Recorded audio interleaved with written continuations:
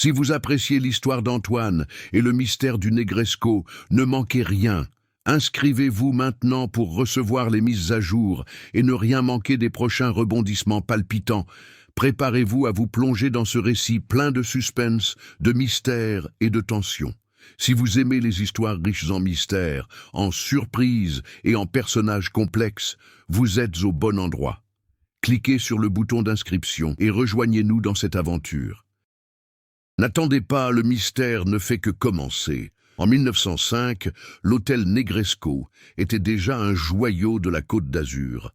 Situé dans la célèbre ville de Nice, cet imposant établissement se distinguait par son architecture impeccable, ses murs de marbre et son grand dôme rose se détachant sur le ciel bleu. Offrant un luxe que seuls les riches et les puissants pouvaient s'offrir, le Negresco était le lieu de prédilection des aristocrates et des célébrités du siècle, en quête d'un style de vie extravagant. Mais derrière cette élégance apparente se cachait une réalité que personne n'osait évoquer. Antoine Dubois, un journaliste parisien de 27 ans, arriva au Negresco avec un objectif précis, enquêter sur l'essor du tourisme sur la Côte d'Azur et écrire sur le luxe qui attirait les personnalités les plus en vue. Pourtant, dès son arrivée, une étrange impression le saisit. Ce n'était pas seulement la grandeur de l'hôtel qui l'impressionnait, mais le sentiment troublant qu'il y avait là, quelque chose de plus profond qu'il n'y paraissait. L'hôtel avait une histoire qui, au premier abord, semblait paisible et prestigieuse, mais dans les couloirs froids et les larges escaliers de marbre, Antoine ressentit une présence presque palpable, comme si le bâtiment lui-même était vivant et attentif à chacun de ses pas. Tout au Negresco paraissait parfait, mais quelque chose se dissimulait dans l'ombre de ses lustres en cristal et de ses luxueuses tapisseries. Antoine avait été invité à séjourner chez lui par Henri Leclerc, un ami d'enfance devenu assistant de direction à l'hôtel. L'invitation, en apparence anodine, dissimulait d'emblée une étrange inquiétude. Henri, toujours aussi grave, expliqua qu'il devait montrer quelque chose à Antoine, un élément de l'histoire de l'hôtel que son ami ignorait probablement. Ainsi, Antoine se retrouva plongé dans un univers de mystère et de malaise. Ce qu'il ignorait, c'est que Negresco recelait de sombres secrets. Des décennies auparavant, une série d'incidents inexpliqués et de disparitions de clients s'étaient produits dans l'établissement. Des rumeurs de présence maléfique hantant les nuits et d'événements tragiques impliquant des membres de la haute société commencèrent à circuler parmi le personnel. Mais rien ne fut confirmé et l'hôtel demeura intact, resplendissant comme jamais. Tandis qu'Antoine parcourait les luxueux couloirs, son regard fut attiré par une vieille photographie dans un coin discret de l'hôtel, représentant le Negresco encore en construction. Sur le cliché, une femme élégante se tenait aux côtés d'un homme au regard froid, tous deux vêtus avec raffinement, mais leur regard trahissait une tension inexplicable. La photo se trouvait dans un endroit isolé, rarement fréquenté. On ne parlait de la vieille femme qu'à voix basse, et personne ne semblait disposé à évoquer son histoire. Les jours passèrent, et des choses de plus en plus étranges commencèrent à se produire. Lors d'une visite en cuisine, Antoine surprit une conversation entre un des chefs qui murmurait à propos du péché commis le soir de l'inauguration de l'hôtel. L'homme parlait à voix basse, comme si le simple fait de prononcer certains mots suffisait à réveiller la malédiction qui planait sur les lieux. Malgré tous ses efforts, le journaliste ne pouvait ignorer l'impression que l'hôtel possédait une âme propre, une âme qui ne voulait pas être dérangée. La tension était palpable. Chaque regard furtif d'un client, chaque murmure dans l'ombre, semblait receler un secret. Le Negresco, avec sa grandeur imperturbable, dissimulait un mystère que beaucoup évitaient de percer. Antoine, malgré son scepticisme, ne pouvait s'empêcher d'avoir l'impression d'être observé. Le passé de l'hôtel allait se mêler au sien. Quelque chose de tragique et de mystérieux allait surgir de ses fondations, et il serait le seul capable de le découvrir.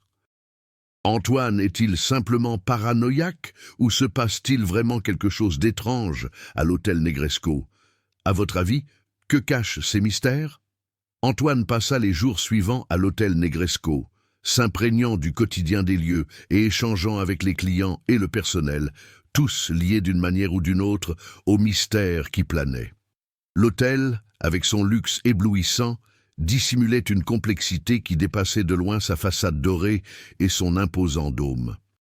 Henri Leclerc, son ami d'enfance et désormais directeur adjoint du Negresco, était une figure qui divisait les opinions des autres employés. Pour certains, Henri était une personne fiable, dévouée à son travail et soucieuse de maintenir le niveau de perfection que représentait l'hôtel. Pour d'autres, il était une ombre, quelqu'un qui semblait porter un fardeau, comme s'il fuyait constamment quelque chose qui le hantait. Antoine remarquait ces détails, mais ne parvenait pas à comprendre pleinement le comportement d'Henri. Henri était réservé, son visage grave dissimulé derrière un voile de formalité. Lorsqu'il évoquait le passé de l'hôtel, son regard semblait absent, comme s'il s'efforçait de cacher quelque chose. Au cours d'une de leurs conversations, Henri mentionna brièvement le nom de Élisabeth de la Fontaine-Henri, évoqua une femme, l'une des fondatrices de l'hôtel, qui avait mystérieusement disparu après un événement tragique survenu lors de l'inauguration du Negresco. Les quelques mots qu'il prononça à son sujet étaient empreints d'une peur contenue qui n'échappa pas à Antoine. Cependant, le comportement des autres employés était le plus curieux. Monsieur Bernard, le concierge, était une figure énigmatique qui travaillait au Negresco depuis son ouverture. Son regard était profond, et l'on aurait dit qu'il en avait vu plus que quiconque. Toujours le regard absent mais attentif, Monsieur Bernard parlait rarement, mais quand il prenait la parole, ses mots portaient le poids d'un secret bien gardé. C'était comme s'il connaissait des choses sur l'hôtel que personne d'autre n'osait révéler.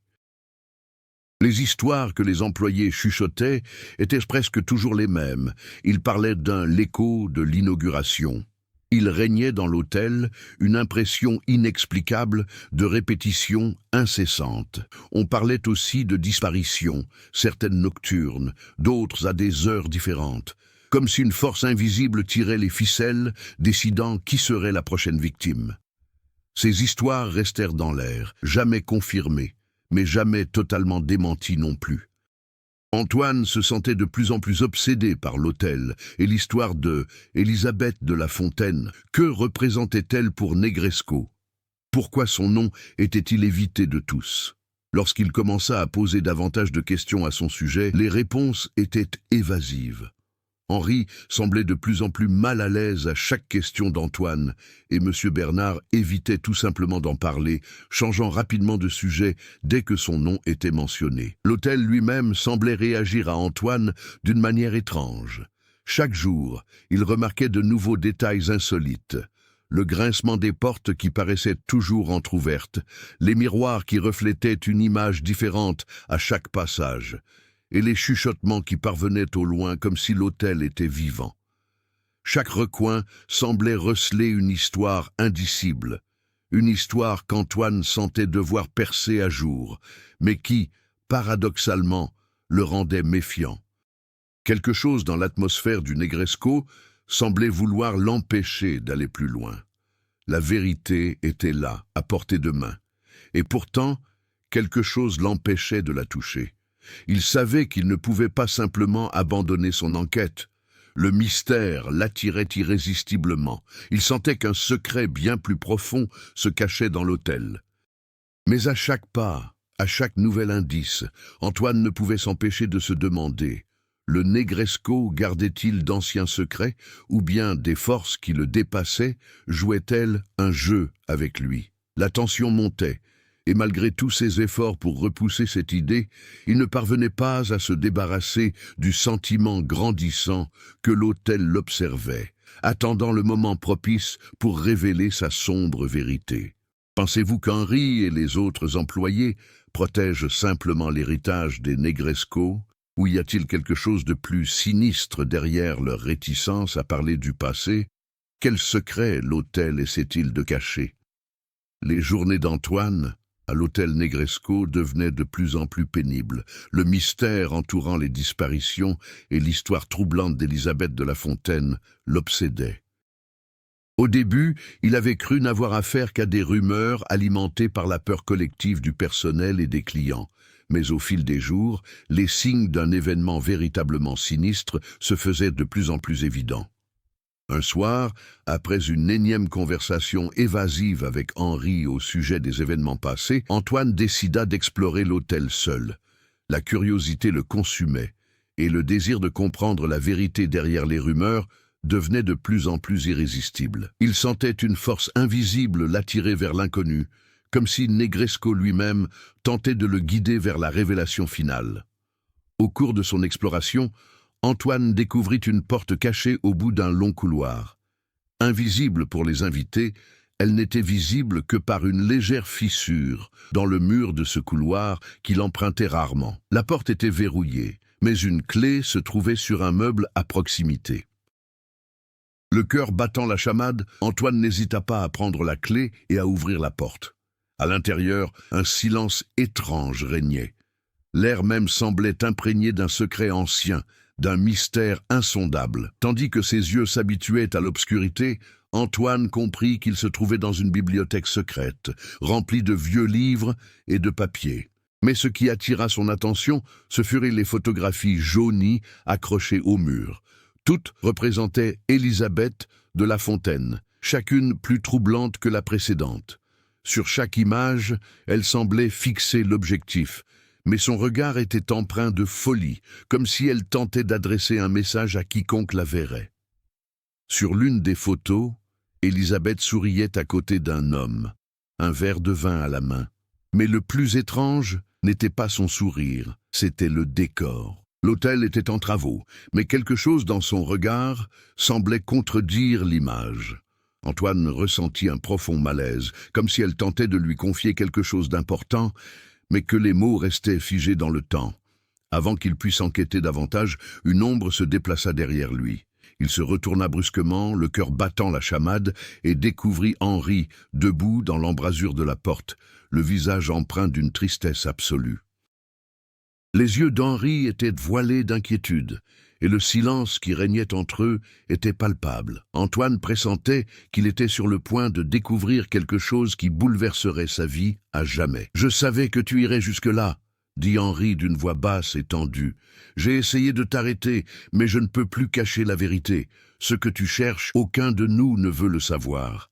Negresco cache un terrible secret, et il n'est pas prêt à le révéler. » Antoine resta silencieux, attendant qu'Henri poursuive, le regard fixé sur la silhouette de son ami. Il avait pressenti cette révélation, mais maintenant, alors qu'elle allait être prononcée, il ne sut comment réagir. Henri continua. « Élisabeth de La Fontaine, elle a conclu un pacte. Lors de la construction de l'hôtel, quelque chose s'est produit la nuit de l'inauguration. La cérémonie était plus qu'une simple célébration. C'était une tentative de maîtriser des forces qui nous dépassent. Ce qu'elle et les autres ont fait ce jour-là a jeté une malédiction sur le Negresco. Quiconque entre ici avec l'intention de découvrir la vérité sera à jamais entraîné dans l'histoire de l'hôtel. » Cette révélation fit reculer Antoine. La malédiction était bien réelle. Le Negresco n'était pas seulement un lieu de luxe, mais un point de convergence pour quelque chose de bien plus sombre. Henri jeta un coup d'œil autour de lui, comme s'il craignait d'être entendu. « J'ai été placé ici pour m'assurer que personne ne découvre la vérité. L'hôtel est une prison, Antoine, et tu es plus près que jamais de le comprendre. » Antoine sentait une pression croissante dans sa poitrine. Il était en danger, mais en même temps, il savait qu'il ne pouvait pas reculer. L'histoire du Negresco s'entremêlait à son propre parcours, et il en était désormais pris au piège. Il devait comprendre ce qui s'était réellement passé lors de cette funeste soirée d'ouverture. Mais Henri, avec son air énigmatique et ses paroles vagues, semblait être une pièce maîtresse de l'histoire, une pièce qui n'avait pas encore été entièrement dévoilée. Henri a révélé la vérité sur la malédiction des Negresco, mais dit-il toute la vérité? Que pensez-vous qu'il s'est réellement passé lors de l'ouverture de l'hôtel? Quels secrets restent encore à découvrir? Suite aux révélations d'Henri, la tension à l'hôtel Negresco atteignit un niveau inédit. Antoine se sentait pris au piège dans un labyrinthe, cerné de secrets et de personnages aux motivations et aux peurs bien réelles. Il savait que pour comprendre ce qui se passait réellement, il lui faudrait aller au-delà d'Henri et percer les mystères des forces occultes qui contrôlaient l'hôtel. Les jours suivants, Antoine chercha d'autres indices et interrogea les autres clients, espérant trouver quelqu'un disposé à parler des mystères du Negresco. Mais, comme toujours, il se heurta à une certaine résistance. La plupart des clients semblaient réticents à évoquer quoi que ce soit qui puisse ternir l'image impeccable de l'hôtel. Cependant, l'un d'eux, le monsieur Dufresne, un riche homme d'affaires français, qui séjournait à l'hôtel pour affaires, semblait un peu plus disposé à partager ce qu'il savait. Antoine le rencontra un soir au bar, au cours d'une conversation anodine, et c'est là que monsieur Dufresne, sur un ton évasif, évoqua un événement étrange. « Vous savez, dit-il avec un sourire forcé, j'ai séjourné ici à plusieurs reprises. À chaque fois, il se passe quelque chose de bizarre. Dès que la nuit tombe, j'ai l'impression d'être observé. » Monsieur Dufresne jeta un coup d'œil autour de lui, comme pour s'assurer que personne d'autre n'écoutait. « J'ai entendu une histoire, il y a longtemps, à propos d'une malédiction, et les clients ne font pas long feu après avoir découvert ce qui s'est passé à l'inauguration. » Antoine s'apprêtait à poser d'autres questions lorsque M. Dufresne se détourna brusquement, interrompant la conversation. Cette brèche dans le masque d'indifférence de l'invité intrigua Antoine. Le mystère s'épaississait et, à chaque pas, il lui semblait plus difficile de rester à l'écart de la vérité. Mais il ne pouvait s'empêcher de remarquer que les relations au sein de l'hôtel devenaient de plus en plus complexes.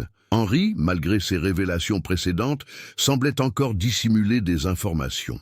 À plusieurs reprises, Antoine tenta de l'interroger sur les paroles énigmatiques qu'il avait prononcées, mais Henri éluda la question, affirmant que le moment de tout révéler n'était pas encore venu. C'était comme s'il attendait quelque chose, peut-être une clé, peut-être le moment opportun. Un autre jour, Antoine rencontra le monsieur Bernard le concierge, était assis seul dans la petite salle d'attente de l'hôtel. Bernard, toujours distant, semblait plus tendu que d'habitude, et son expression impassible paraissait désormais encore plus sombre. Antoine savait que s'il voulait en savoir plus sur le passé de l'hôtel, c'était le moment. Sans détour, il demanda directement « Bernard, savais-tu quelque chose à propos de l'ouverture de l'hôtel ? Un secret que les autres ne veulent pas que je découvre. » Le concierge le fixa d'un air absent, mais ses yeux brillaient d'une tristesse qu'Antoine ne lui connaissait pas.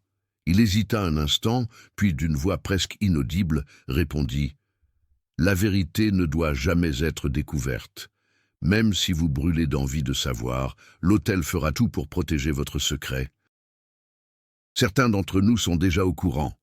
Vous feriez mieux de laisser le passé où il est. » Il devint évident que Bernard ne souhaitait pas en dire plus, et Antoine ressentit une pression croissante, comme si ses paroles étaient un sombre avertissement plutôt qu'une simple réponse. Cependant, ce qui troublait véritablement Antoine, c'était le sentiment grandissant que l'hôtel lui-même réagissait à sa présence. À plusieurs reprises, il entendait des chuchotements dans les couloirs et ressentait un froid soudain dans des endroits où le soleil aurait dû briller. L'hôtel, d'une manière ou d'une autre, semblait conscient de son enquête, et plus il enquêtait, plus le sentiment d'être observé l'envahissait. Mais l'intrigue secondaire la plus importante, et sans doute la plus complexe, était la relation d'Antoine avec Henri. Antoine commençait à se demander s'il pouvait vraiment faire confiance à son ami d'enfance. Henri s'était montré réticent à tout révéler, et ses paroles, empreintes de secret et de silence, pesaient lourd sur Antoine. Leur amitié se transformait en une sorte de danse tendue, où chacun tentait de manipuler subtilement l'autre. Henri semblait vouloir protéger Antoine, mais à quel prix? En savait-il plus qu'il ne le laissait paraître? Ou allait-il devenir une victime de plus de cette force mystérieuse qui s'était emparée de l'hôtel? Antoine ne savait plus à qui faire confiance, à l'hôtel ou à son ami. Et les jours passant, il se sentait pris au piège d'un écheveau de mystère dont il ne pourrait plus s'échapper. Henri et M. Bernard semblent en savoir plus qu'ils ne le laissent paraître, mais essaient-ils de protéger Antoine ou de cacher quelque chose de plus dangereux? À votre avis, que se cache derrière cette résistance à révéler la vérité? Antoine commençait à comprendre la véritable nature du Negresco. Chaque pièce du puzzle s'emboîtait lentement, mais il ne parvenait toujours pas à saisir l'ensemble. Il avait parlé à Henri, à M. Bernard et même à certains clients, mais les réponses étaient toujours évasives ou vagues. L'hôtel semblait entouré d'une force invisible qui l'empêchait d'obtenir des réponses claires. Il sentait qu'il était sur le point de découvrir quelque chose. Mais quoi? Et plus important encore, serait-il préparé à toute éventualité? La révélation survint une nuit, sans prévenir. Antoine, après avoir erré des heures durant dans les couloirs silencieux du Negresco, se retrouva une fois de plus devant la porte verrouillée au bout du couloir. C'était la porte qu'il avait déjà ouverte, celle de la bibliothèque secrète, renfermant les photos et les documents concernant Élisabeth de La Fontaine. Il savait que les réponses s'y trouvaient, mais en ouvrant la porte, quelque chose avait changé. L'atmosphère n'était plus la même, silencieuse et mystérieuse. L'air était lourd, presque palpable, et la température de la pièce semblait avoir chuté brutalement. Avant qu'il puisse réagir, la porte claqua derrière lui, l'enfermant dans la pièce. Le bruit résonna dans les couloirs de l'hôtel, comme si le bâtiment lui-même s'était refermé sur lui. Antoine tenta d'ouvrir la porte, mais elle était bloquée, comme scellée par une force qui le dépassait. Pourtant, lorsqu'il se retourna, quelque chose le paralysa. Devant lui, sur l'un des murs de la bibliothèque, une nouvelle photographie était apparue. Une photographie qu'il ne se souvenait pas avoir vue auparavant. C'était un portrait d'Élisabeth de La Fontaine, mais cette fois-ci, elle adoptait une pose différente, plus sombre. Ses yeux étaient grands ouverts et son expression n'était pas celle de la tranquillité, mais celle de la terreur. La photographie montrait clairement l'hôtel, mais quelque chose clochait. Le bâtiment, au lieu d'être le luxueux et élégant Negresco, semblait rongé par la corrosion, comme consumé par une force surnaturelle.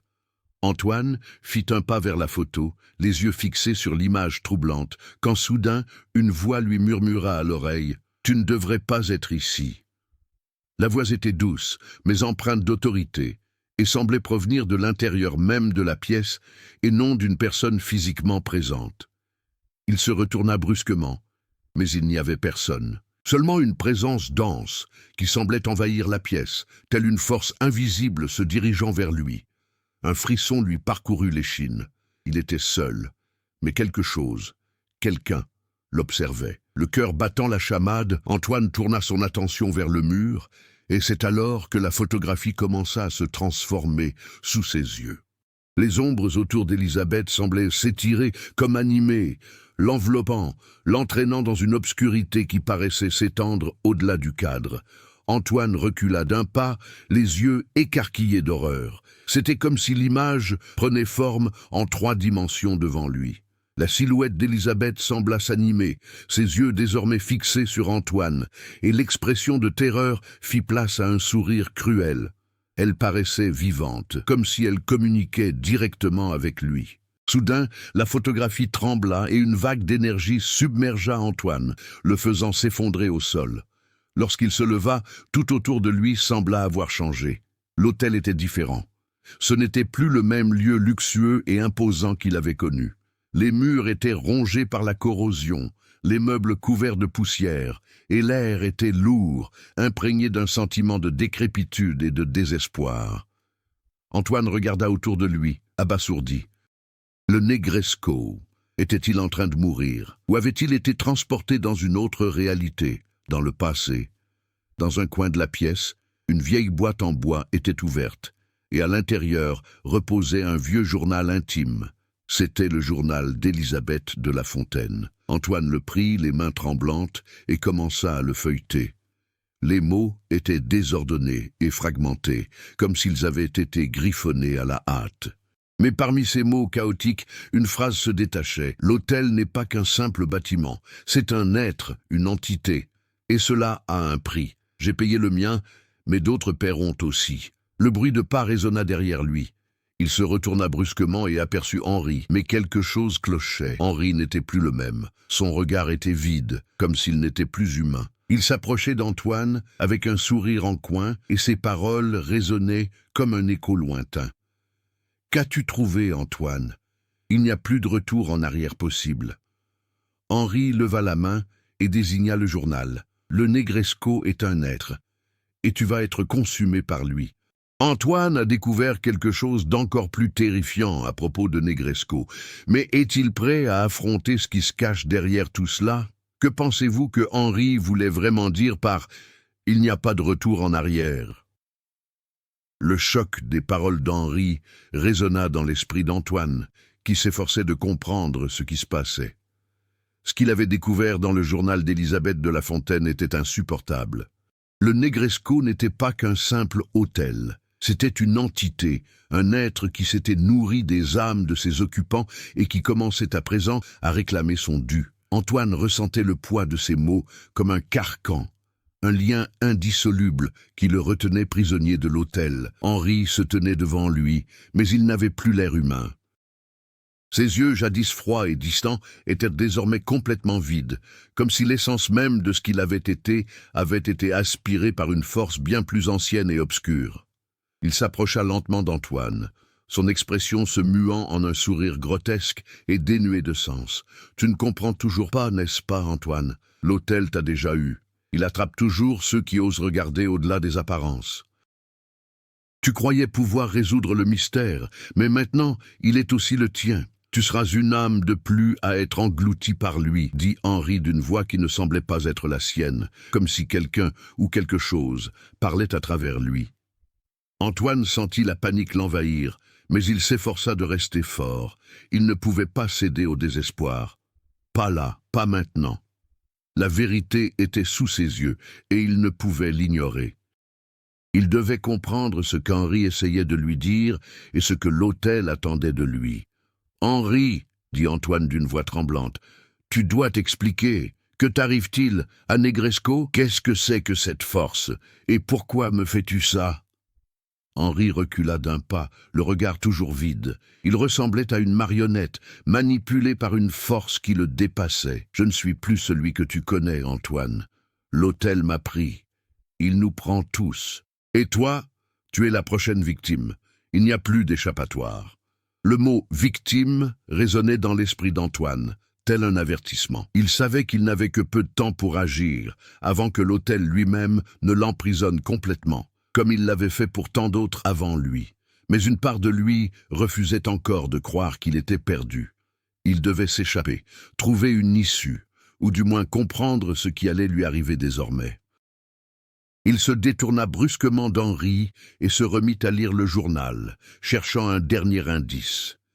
Les pages étaient écrites dans un style de plus en plus frénétique et désespéré, et tandis qu'il parcourait les dernières entrées d'Élisabeth, une phrase attira son attention. « L'autel me consume lentement.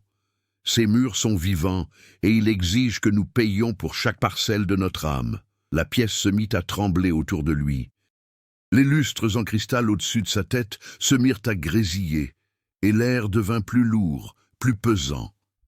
L'atmosphère semblait réagir à la terreur d'Antoine, comme si l'autel lui-même percevait son combat intérieur. C'était comme s'il savait que la dernière pièce du puzzle était sur le point d'être mise en place, et qu'il ne laisserait pas cela se faire facilement. Henri, toujours immobile, reprit la parole, ses mots ponctués d'un rire grave et déformé. Le Negresco ne laisse jamais personne s'échapper, peu importe ce que vous découvrez, peu importe vos efforts pour lutter. Vous êtes déjà ici, pour toujours. La pièce s'emplit d'un son étrange, comme un murmure venant des murs qui s'amplifiait sans cesse. Antoine tenta de prendre une grande inspiration, mais l'air était lourd et froid. La pièce semblait se refermer sur lui, comme si l'autel lui-même avait décidé de l'engloutir. Il sentait des pas invisibles derrière lui, qui se rapprochaient inexorablement. La panique menaçait de le submerger, mais il savait qu'il ne pouvait pas céder. Il regarda une dernière fois Henri, dont les yeux étaient désormais complètement vides, sans vie. Le sourire d'Henri était un masque de cruauté, et Antoine sut, sans l'ombre d'un doute, que l'homme qu'il avait connu avait disparu. Il n'y avait plus personne. Henri était prisonnier, comme tous ceux qui l'avaient précédé, de ce qu'était devenu le Negresco. « Vous ne pouvez pas m'arrêter » dit Antoine, d'une voix presque inaudible. Il savait que, malgré son désavantage, il possédait encore une arme, la vérité. S'il parvenait à comprendre pleinement ce qui se tramait au Negresco, peut-être trouverait-il le moyen de vaincre cette force, de détruire ce qu'était devenu l'hôtel. Mais il devait agir vite, avant qu'il ne soit trop tard. Alors qu'Henri s'éloignait, comme s'il avait accompli son rôle dans le cycle macabre de l'hôtel, Antoine entendit une dernière chose. Une voix qui semblait venir des profondeurs de la terre elle-même. « Il n'y a pas d'échappatoire, Antoine. Le Negresco ne libère jamais les siens. » Antoine ferma les yeux un instant, une douleur lancinante lui transperçant la poitrine, comme si les mots lui transperçaient l'âme. Lorsqu'il les rouvrit, il était seul dans la chambre. Henri avait disparu. Mais l'hôtel était toujours là. Il observait, il attendait. Henri a été consumé par le Negresco, mais peut-on encore le sauver? Antoine est piégé dans l'hôtel, mais trouvera-t-il un moyen de vaincre cette force obscure avant qu'il ne soit trop tard? Antoine était plongé dans un désespoir absolu. Le Negresco n'était pas qu'un simple hôtel, c'était une prison spirituelle, une force invisible qui dévorait tout et tous ceux qui osaient percer ses secrets. Henri avait disparu, englouti par la malédiction du lieu, et Antoine se retrouvait désormais complètement seul. Mais quelque chose en lui refusait encore de céder à la peur. L'hôtel cherchait à l'écraser, mais il savait qu'il pouvait encore agir. Le premier pas fut d'accepter qu'il n'était plus dans le même monde. Le Negresco s'était transformé en un espace hors du temps, où les lois de la physique et de la réalité étaient altérées. Il ne savait plus s'il était dans le présent ou le passé, éveillé ou en train de rêver. Ce qu'il avait vu dans le journal d'Élisabeth de La Fontaine lui apparaissait désormais clairement. L'hôtel n'était pas qu'un simple bâtiment, mais une entité qui se nourrissait des âmes de ceux qui s'y trouvaient. Et Antoine était sur le point de devenir une de ces âmes perdues. Il contempla les murs de l'hôtel. Chaque brique, chaque fenêtre semblait palpiter, comme animée d'une vie propre. L'endroit n'était pas qu'un monument de luxe. C'était une créature qui s'était nourrie de douleur et de souffrance pendant des décennies, possédant les corps et les esprits de ceux qui entraient dans son orbite. Mais si l'hôtel était une entité, alors il avait aussi un point faible, quelque chose qui pouvait être détruit ou du moins maîtrisé. Mais comment lutter contre une force si puissante? Antoine savait que la réponse résidait dans sa transformation intérieure. Il n'était plus l'homme qui avait franchi les portes du Negresco.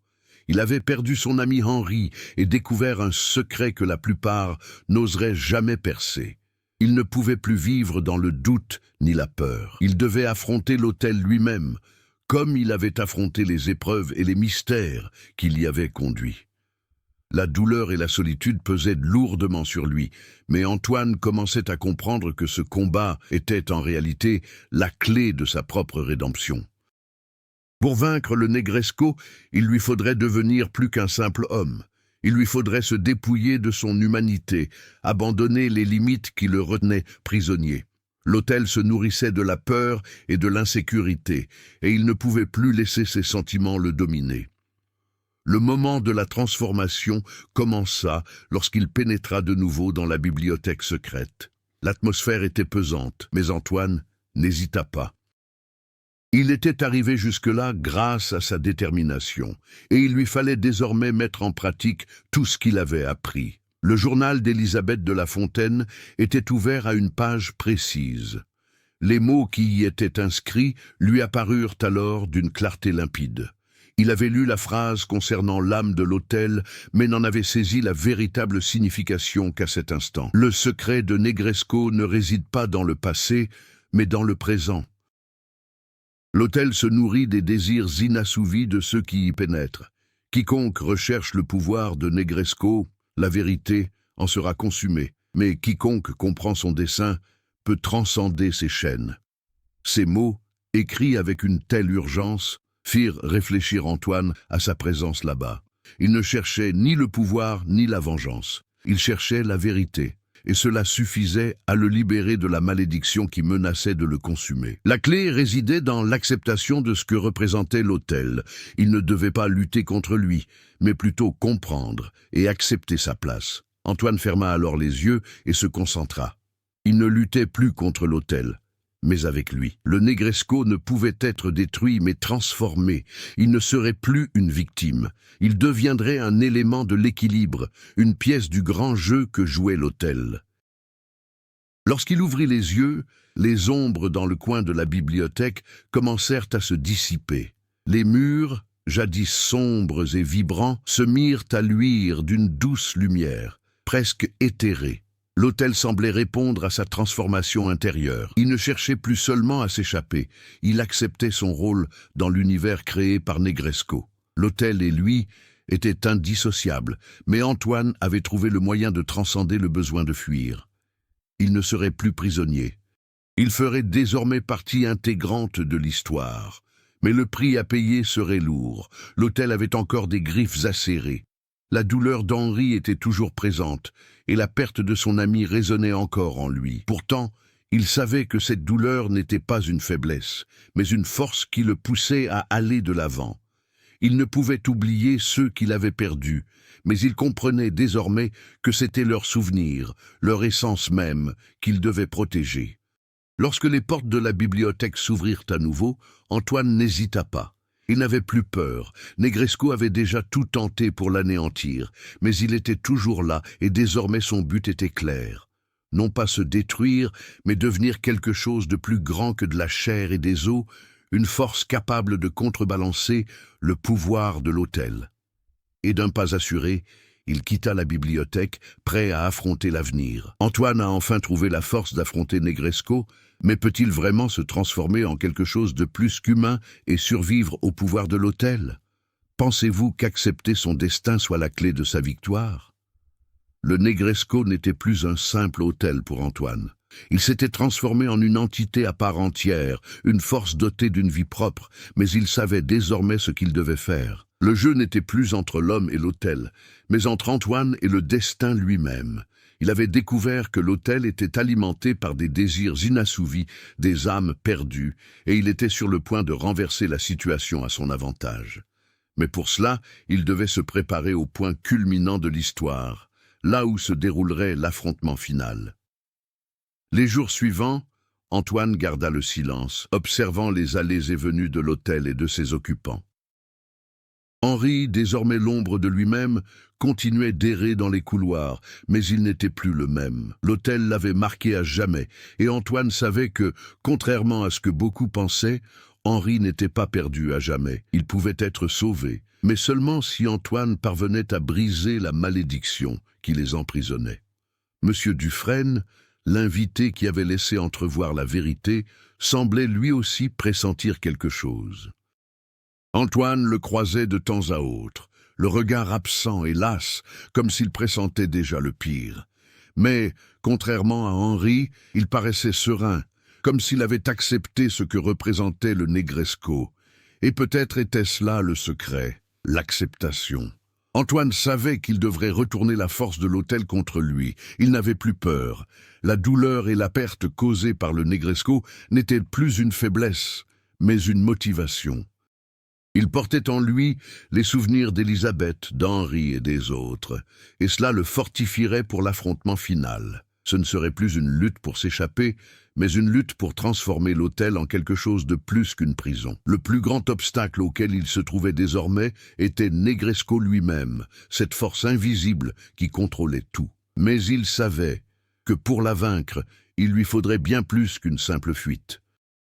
Il lui faudrait affronter l'essence même de l'hôtel, comprendre ce qui le maintenait en vie et, d'une manière ou d'une autre, en absorber l'énergie. Negresco se nourrissait de douleur, de désir, de perte. Antoine ne pouvait pas détruire cela, mais il pouvait le rediriger.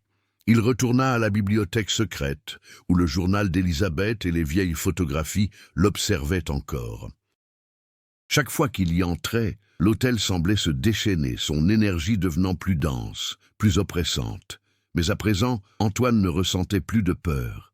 Il éprouvait un besoin profond de comprendre, de saisir ce qui animait véritablement l'hôtel. Était-ce la peur de ses clients, un désir de contrôle, ou peut-être quelque chose de plus fondamental, quelque chose qui dépassait l'entendement humain? Il comprit que le Negresco se nourrissait de l'émotion la plus pure et la plus primitive, la peur. Mais plus important encore, il se nourrissait aussi de la perte. Ceux qui franchissaient ces portes, perdus et vulnérables, finissaient par en faire partie. Chaque personne, chaque histoire de souffrance et de frustration contribuait à l'emprise grandissante de l'hôtel. Antoine savait aussi qu'il n'était pas seul. Henri, malgré son état, détenait encore une partie de la clé pour briser la malédiction. Lui et les autres clients n'étaient que des pions dans le grand jeu d'énergie que jouait l'hôtel. S'ils parvenaient à unir leurs forces, même non conventionnellement, ils pourraient canaliser l'énergie accumulée par le Negresco et la retourner contre lui. C'était un pari risqué, mais c'était le seul qui lui restait. Fort de cette conviction, Antoine se mit à la recherche des autres clients. Monsieur Dufresne, le concierge Bernard et même le personnel qui semblait avoir une étrange intuition de ce qui se tramait à l'intérieur de l'hôtel. Il savait que chacun détenait une part de l'histoire, mais personne ne connaissait toute la vérité. Et surtout, personne n'en savait assez pour l'arrêter. Il détenait désormais la vérité, et il n'allait pas la laisser lui échapper. Henri était toujours plongé dans son propre vide, mais cela ne signifiait pas qu'il ne pouvait pas jouer un rôle essentiel dans le plan. Si Antoine parvenait à le ramener à la raison, il pourrait peut-être trouver un moyen d'unir leurs forces et d'utiliser le pouvoir de l'hôtel pour briser sa malédiction. Il était temps d'affronter Negresco une fois pour toutes. Antoine savait que la bataille serait difficile, qu'il devrait lutter contre les forces qui tiraient les ficelles. Mais à présent, il ne ressentait qu'une immense clarté. L'hôtel ne le dominerait pas. Il ne le posséderait pas. Il monta au dernier étage de l'hôtel, où les portes de la grande salle de bal s'ouvrirent devant lui. La pièce était vide, mais la présence de Negresco était palpable. Les murs luisaient d'une lumière sombre, presque noire, et l'air était chargé d'énergie. C'était là que tout allait se jouer. L'affrontement final était sur le point d'avoir lieu. Antoine s'arrêta au milieu de la pièce, sentant le poids du destin peser sur ses épaules. Il était prêt. Negresco ne le possédait plus. Antoine est désormais prêt à affronter le Negresco une fois pour toutes. Parviendra-t-il à rassembler la force nécessaire pour vaincre l'hôtel et détruire la malédiction? Ou bien l'entité sera-t-elle plus puissante qu'il ne l'imagine? La pièce était plongée dans une obscurité palpitante, comme si les murs du Negresco respiraient une vie propre. L'air était lourd, chargé d'une tension palpable, et Antoine pouvait sentir l'énergie de l'hôtel, chaque fibre réagissant à sa présence. Il savait qu'il était au cœur de la bataille, au centre de l'entité qui avait emprisonné tant d'âmes pendant des décennies. Il se plaça au centre de la salle de bal, les yeux rivés sur la grandeur de l'architecture qui l'entourait. La salle, jadis emplie de luxe et de festivités, semblait désormais une scène vide, un lieu où se côtoyaient décrépitude et désespoir. La lumière blafarde et déformée se reflétait sur les surfaces dorées, créant un sentiment d'aliénation et de perte. Antoine n'était pas là seulement pour affronter l'hôtel. Il était là pour libérer tous ceux qui en avaient été consumés. Henri, Elisabeth, Dufresne et tant d'autres. Le silence était absolu. Soudain, une ombre se déplaça dans l'obscurité devant lui. C'était une présence familière, mais non humaine. La silhouette de Henri Hill apparut au fond de la pièce, mais quelque chose clochait. Son regard était vide et sa peau semblait translucide, comme s'il était une projection plutôt qu'une personne réelle. Il s'avança vers Antoine à pas lents et lourds. « Tu comprends enfin, Antoine ?» résonna la voix d'Henri dans la pièce, mais elle ne semblait pas venir de lui. C'était comme si l'hôtel lui-même parlait à travers lui, contrôlant ses paroles, sa conscience. Le Negresco n'est pas qu'un hôtel, c'est une entité, une force ancestrale qui se nourrit de douleur et de perte. Et toi, tu es la clé de sa transformation. Un frisson parcourut l'échine d'Antoine. Il savait qu'Henri, d'une manière ou d'une autre, était encore prisonnier de ce corps, dans cet état de déchéance. Mais en même temps, Negresco avait pris le contrôle total. Désormais, il ne luttait plus seulement contre l'hôtel, mais contre l'existence même de l'ami qu'il avait connu. Henri, ou ce qu'il en restait, esquissa un sourire en coin, reflet de l'être humain qu'il avait été, mais sans la véritable humanité. Tu ne peux pas gagner, Antoine. Le Negresco gagne toujours. Il consume, il transforme, il engloutit tout, même toi. Je ne suis plus ce que tu crois, Henri, répondit Antoine d'une voix ferme. Je ne suis plus une victime de ce qui s'est passé ici. L'hôtel ne me contrôle plus. Il ne me contrôlera plus jamais. L'atmosphère de la pièce se transforma. L'hôtel lui-même semblait se tordre, comme en réaction à la résistance d'Antoine. Les murs tremblaient et des chuchotements emplissèrent la pièce. L'impression d'être observé était omniprésente, et le hall paraissait s'animer, respirant, vibrant au rythme des battements du cœur d'Antoine. Il savait qu'il était au bord du précipice, sur le point de découvrir la vérité que l'hôtel avait dissimulée si longtemps. « Tu crois pouvoir arrêter tout ça? Tu ne comprends pas, » poursuivit Henri, sa voix devenant de plus en plus grave. « On ne peut pas arrêter le Negresco. Il a besoin de se nourrir, il a besoin d'exister. » Antoine ferma les yeux un instant, sentant la pression monter autour de lui. Il était mis à l'épreuve par l'essence même de l'hôtel, mais il savait ce qu'il devait faire. Il n'avait pas besoin de détruire l'hôtel, il ne le pouvait pas. Le Negresco faisait partie intégrante du monde, intrinsèquement lié à l'existence du lieu. Mais il pouvait rediriger son énergie, se libérer du courant de peur et de douleur qui alimentait son existence. Et pour cela, il lui faudrait accepter son lien avec l'hôtel. Il ne serait plus un otage, il ferait partie de quelque chose de plus grand. Il rouvrit les yeux et la pièce s'illumina brièvement, comme si Negresco lui-même avait hésité un instant. Antoine inspira profondément et se concentra. Il ne cherchait plus à s'échapper ni à fuir. Il se laissa absorber par l'énergie qui l'entourait, la ressentant dans tout son être, non comme une menace, mais comme une source de force. La clé n'était pas la résistance, mais l'acceptation. L'hôtel ne pouvait plus le dominer, car il en comprenait le fonctionnement, l'essence même. « Moi aussi j'en fais partie, » dit Antoine, ses mots résonnant avec une force inattendue. « Je ne fuirai pas, je ne me battrai pas. Je transformerai cette énergie, je la transformerai en quelque chose de nouveau. Je ne suis plus une âme à consumer. Je suis quelqu'un qui peut changer les règles du jeu. » À peine eut-il prononcé ces mots qu'Henri recula d'un pas. Le corps secoué de violents tremblements. Il ne semblait plus humain et l'atmosphère de l'hôtel devenait insoutenable. Un bruit de fracas, de déchirure résonna dans la pièce. Le Negresco réagit. Les murs se mirent à se déformer, les ombres s'allongèrent, et l'air devint encore plus lourd. Antoine ressentit une douleur aiguë à la poitrine, comme s'il était aspiré au cœur même de la création de l'hôtel. Mais il ne renonça pas, il se concentra, puisant dans sa propre douleur, dans sa perte, le carburant de la transformation qu'il recherchait. L'hôtel commença à se désagréger lentement. Les murs se fissurèrent, les colonnes dorées qui soutenaient le hall s'effondrèrent, et l'énergie qui les maintenait unis commença à se dissiper. Henri, désormais une forme indistincte, disparut dans le néant, son existence effacée par le changement provoqué par Antoine. Negresco, qui avait été jadis une prison, se métamorphosait. Ce ne serait plus un être se nourrissant de douleur et de perte. Désormais, ce ne serait plus qu'un monument, une relique du passé, privée du pouvoir qu'elle avait jadis exercé. Antoine tomba à genoux, épuisé mais soulagé. Il avait gagné, mais à un prix terrible. L'hôtel n'était pas détruit, mais transformé. La bataille avait été rude, et il savait que l'avenir serait différent. Mais, à cet instant précis, le poids le plus lourd qu'il portait venait enfin de s'envoler. Antoine a utilisé sa douleur et son acceptation pour transformer le Negresco. Mais a-t-il vraiment réussi à libérer tous ceux qui y étaient prisonniers?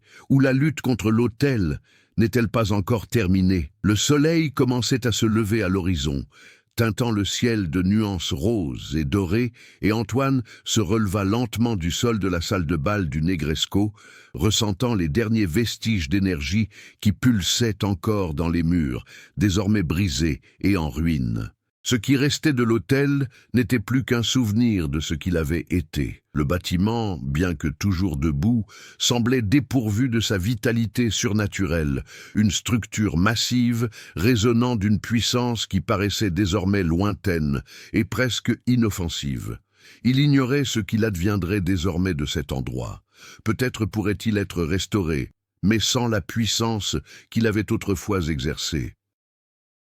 Le Negresco, tel qu'il l'avait connu, n'était plus qu'un reflet de sa gloire passée, une relique d'une époque où il dominait tout et tous. Antoine prit une profonde inspiration, le corps encore endolori par le combat. Son âme était épuisée, mais il savait qu'il avait changé à jamais. Ce qu'il avait affronté dans cet hôtel n'était pas seulement une lutte contre une entité surnaturelle, mais un combat intérieur pour l'acceptation, pour surmonter ses propres peurs et sa propre souffrance. Et finalement, il avait gagné. L'hôtel ne le contrôlait plus. Il était libre. Mais la liberté avait un prix. Le visage d'Henri hantait encore ses pensées, lui rappelant tout ce qu'il avait perdu, l'ami qu'il avait connu, l'amitié qu'ils avaient tissée.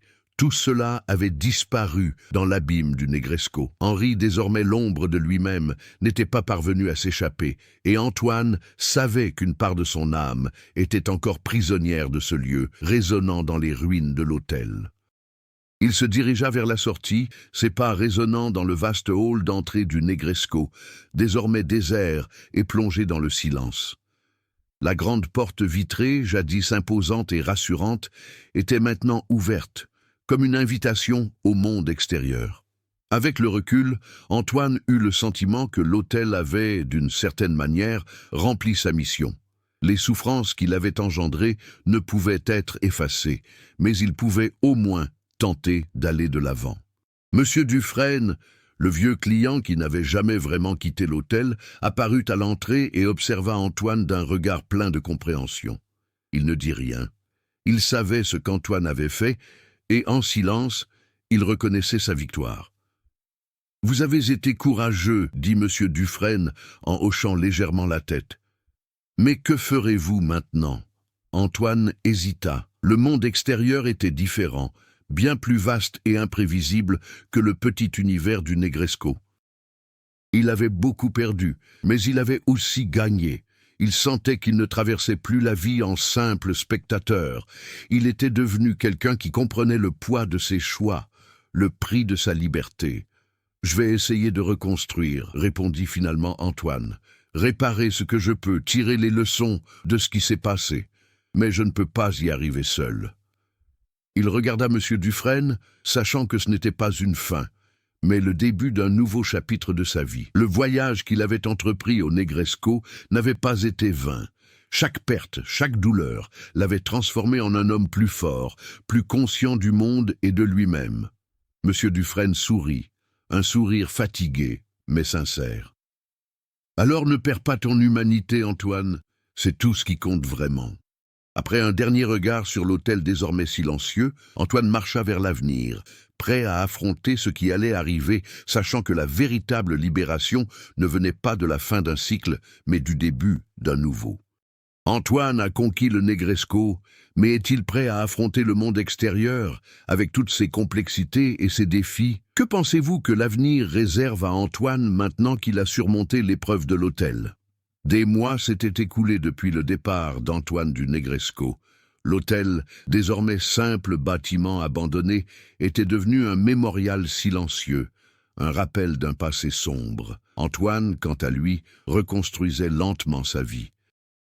Mais lors de ces nuits les plus calmes, il entendait encore les murmures de l'hôtel. Il savait que le Negresco n'avait pas été totalement vaincu, seulement transformé. Quelque part dans l'ombre de son ancien domaine, subsistait encore quelque chose, attendant le moment propice pour ressurgir. Ce qui restait de l'hôtel n'était pas une ruine, mais une promesse. Qu'en pensez-vous? Negresco a-t-il vraiment disparu pour toujours, ou l'entité a-t-elle encore la force de revenir? L'histoire d'Antoine et le mystère du Negresco vous ont-ils plu? Partagez vos impressions dans les commentaires ci-dessous. Selon vous, qu'est-il réellement arrivé à l'hôtel? Le Negresco est-il vraiment vaincu ou quelque chose d'autre est-il sur le point de ressurgir? Et Antoine, Est-il prêt pour l'avenir qui l'attend? Si cette histoire vous a captivé, ne manquez pas de la suivre pour découvrir d'autres mystères et rebondissements palpitants. Partagez-la avec vos amis et discutons de la suite. Le voyage d'Antoine est peut-être terminé, mais les questions demeurent.